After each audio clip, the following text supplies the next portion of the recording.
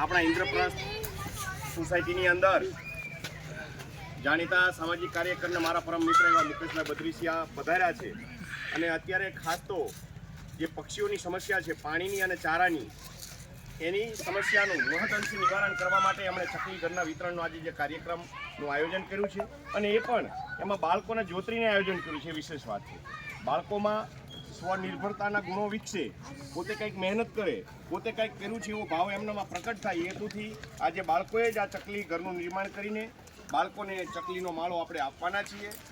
ત્યારબાદ સાથે સાથે આજે લોકસભાની ચૂંટણી આવે છે તો આજનો દેશનો યુવા એ સારા નેતાને પસંદ કરી શકે, એમને ગમતો નેતા પસંદ કરી શકે, એમના પોતાના પ્રશ્નો જે હોય એ પણ જે મહદઅંશે નિવારણ લાવે એવા નેતાને પસંદ કરી શકે. એમનામાં મતદાન અંગેના જેને કહેવાય કે જાગૃતિ આવે એ આશયથી આ જે સ્ટીકર છે એ આજે આપને આપવાના છીએ. આપ સારા દેશનું નિર્માણ કરી શકો, રાષ્ટ્રની સેવા કરી શકો અને આપને આપણો જે મતદાનનો અધિકાર છે એના પ્રત્યે જાગૃતિ આવે એ હેતુથી આ સ્ટીકર આજે આપને આપવાના છે.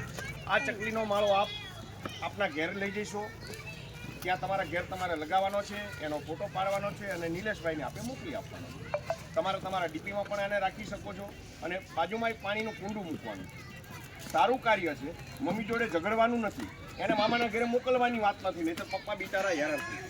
પણ મમ્મીની સાથે સમજાવટથી એને સમજાવીને કામ એ રીતે લેવાનું છે કે અમને તો મમ્મી તમે ખવડાવો છો, પક્ષીઓને કોણ ખવડાવશે, તો તારે પણ આમાં સહયોગ આપવાનો છે.